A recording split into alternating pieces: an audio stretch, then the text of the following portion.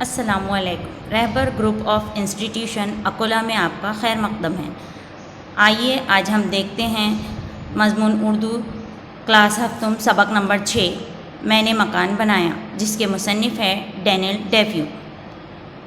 سبق کی مزید معلومات حاصل کرنے سے پہلے ہمارے چینل کو سبسکرائب کریں اور زیادہ سے زیادہ شیئر کریں۔ آئیے دیکھتے ہیں اس سبق کی پہلی بات۔ 5ویں جماعت میں آپ نے پڑھا ہے کہ ابتدائی انسان پہلے غاروں میں رہتا تھا۔ جب وہ میدانوں میں رہنے لگا تو سردی، گرمی اور برسات سے بچنے کے لیے اس نے خیمے، جھوپڑیاں اور کچے مکان بنائے۔ ذیل کے سبق کی مدد سے انسان کے اس ارتقائی سفر کی ایک جھلک پیش کی گئی ہے۔ آئیے دیکھتے ہیں جان پہچان۔ ڈینیل ڈیفیو 1660 عیسوی میں لندن میں پیدا ہوئے۔ وہ ایک سیاسی سماجی شخصیت کے مالک اور روایتی مذہب کے سخت خلاف تھے۔ انہوں نے کئی کتابیں لکھیں۔ انگریزی کے ابتدائی ناول نگاروں میں ان کا شمار کیا جاتا ہے۔ ان کی زندگی کا بڑا حصہ انگلستان اور اطراف کے علاقوں میں سفر کرتے گزرا۔ رابنسن کروسو اور دنیا کے گرد سفر ان کی مشہور کتابیں ہیں۔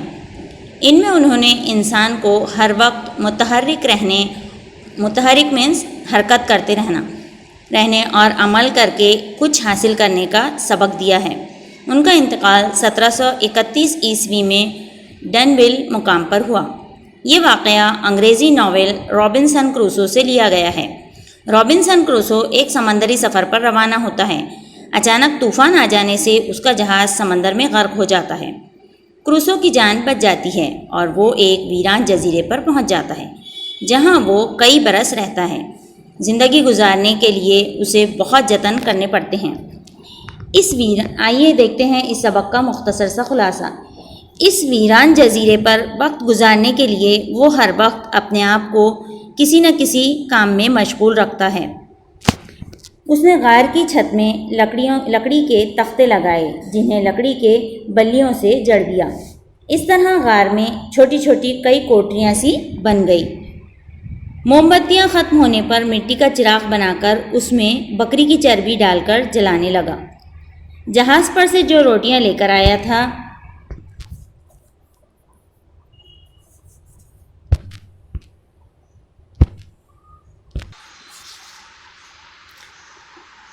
ان میں سے روزانہ ایک روٹی کھا کر گزر بسر کرنے لگا۔ کنارے پر کچھوے کے انڈے ملے تو انہیں کھانے لگا۔ پہاڑی پر میوے دار درختوں سے اسے میٹھے اور ذائقہ دار پھل ملے۔ دن گزرتے گئے اور 1 سال ہو گیا۔ اس دن اس نے روزہ رکھا اور خدا کو یاد کیا۔ اس نے اپنے گھر کے چاروں طرف لکڑی کی شاخیں کاٹ کر گھیرے کی صورت میں گاڑ دیں، جو برسات میں بڑے بڑے درختوں کی شکل اختیار کر گئی۔ پھر اس نے دوسرا گھر بنایا۔ اب وہ گرمی اور جنگلی جانوروں سے محفوظ ہو گیا۔ اس نے بکریاں پالیں تاکہ اسے گوشت اور دودھ کی کمی نہ ہو۔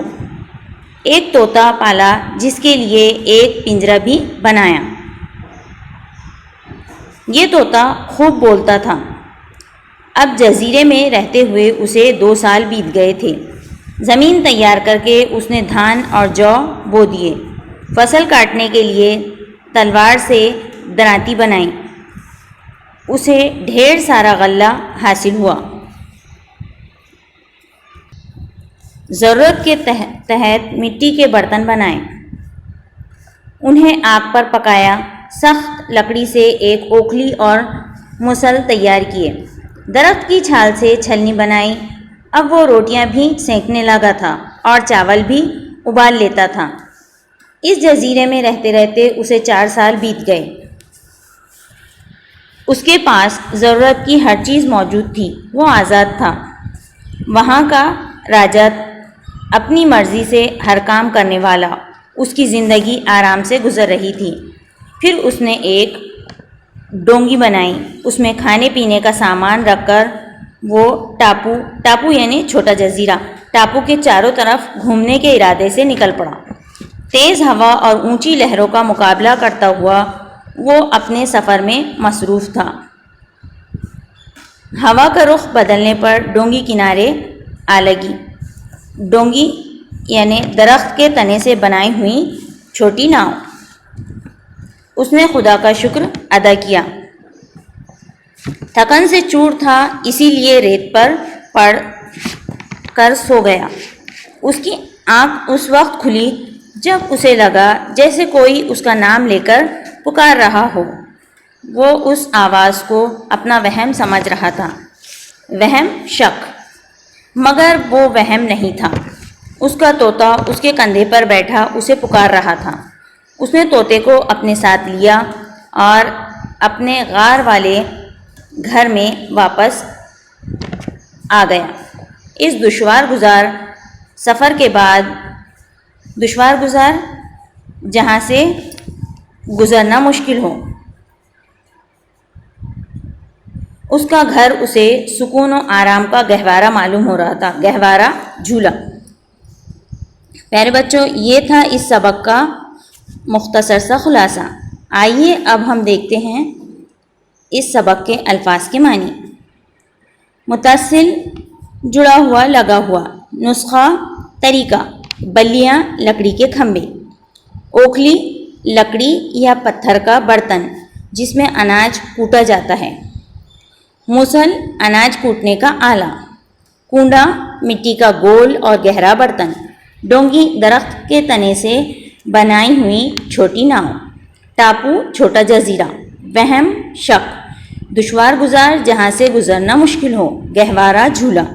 تو پیارے بچوں، آپ کو جو ہے ان الفاظ کے معنی اپنی نوٹ بک میں لکھنا ہے۔ آپ جب اسکول آؤ گے تب آپ کو اپنے ٹیچر کو یہ ورک بتانا ہے۔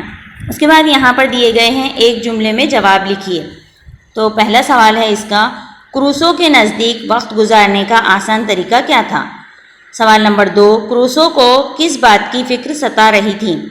سوال نمبر 3، کروسو نے 1 سال بیتنے پر کیا کیا؟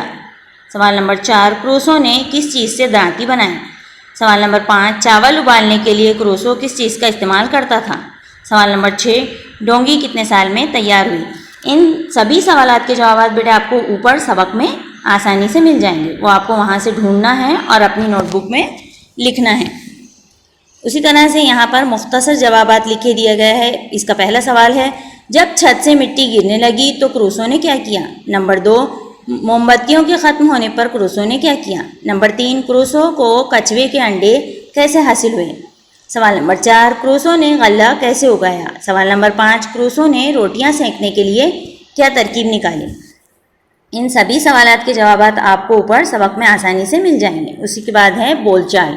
ذیل کے محاورے کو اپنے جملوں میں استعمال کیجیے۔ تو آپ اپنے حساب سے یہ جملے تیار کر سکتے ہیں۔ جیسے پہلا ہے، وقت کاٹنا، دل باغ باغ ہونا، جان میں جان آنا، تھکن سے چور ہونا، فکر کھائے جانا۔ اس کے بعد یہاں پر دیا گیا ہے، جوڑیاں لگائیے۔ سبق کی مدد سے الف اور بے میں دیے ہوئے لفظوں میں رابطہ قائم کیجیے۔ پہاڑی، مٹی کا چراغ، کچھوے کے انڈے، ہل، جو، چاول، ڈونگی، گھر۔ بے، مضبوط نوکدار لکڑی، اوکھلی، سمندر، ریت، غار نما، چھوٹا کمرہ، بکری کی چربی، گہوارہ، ہانڈی وغیرہ۔